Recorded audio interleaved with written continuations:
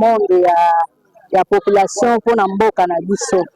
Vraiment Nzambe na biso azwa lokumu po ete mboka oyo eza na posa na bato ba ko soutenir yango to bima na kati na bowumbu. Lokola ndeko na biso akomati makolo na maboko na kotisi na kati na mosala yango na biso ba mama na biso ya kimbangu.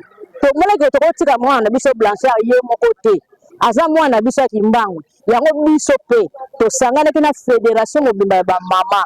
To sangisi ba mama po to ya ko soutenir ye na kati na mosala oyo. Nga naza mama présidente ya ba veuve. Nazo kamba ba veuve nyonso tu ya kimbangu. Bongo lokola nga za mokambe bongo pe na ye na ba mama veuve na nga ebele.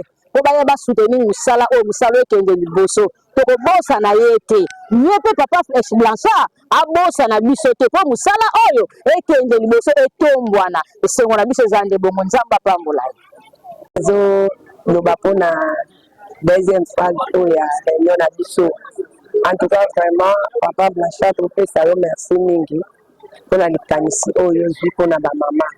Vraiment to pe si merci pa Nzamba pambola susu ya mingi. Azon selo ya mingi na likanisi oyo zwi pona ba mama. Vraiment papa tutiki na maboko ya Nzambe parce que nyonso tosala eza Nzambe nde moto azopesa makasi wana.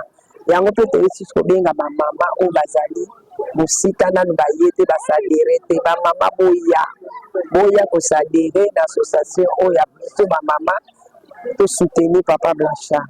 Papa Blanchard aza moko ya biso ya mwana kalamu. Boya to soutenir ye œuvre oyo ekende liboso. Œuvre ekende liboso mama motu na mutakoma na motu na ye. Motu na mutakoma na sika oyo azokimia oyo eza deuxième famille na biso tosali po tosangana toyeba kosoutenir œuvre oyo vraiment ba mama boya totiki porte polele mpona ba mama nyonso ya commune ya Kalamu. Science tosepeli makasi puisque na deuxième phase na biso oyo ya ba mama tosangani mpona papa Blanchard Mongomba mpona kotombola Kalamu na biso mpona kotombola funa na biso.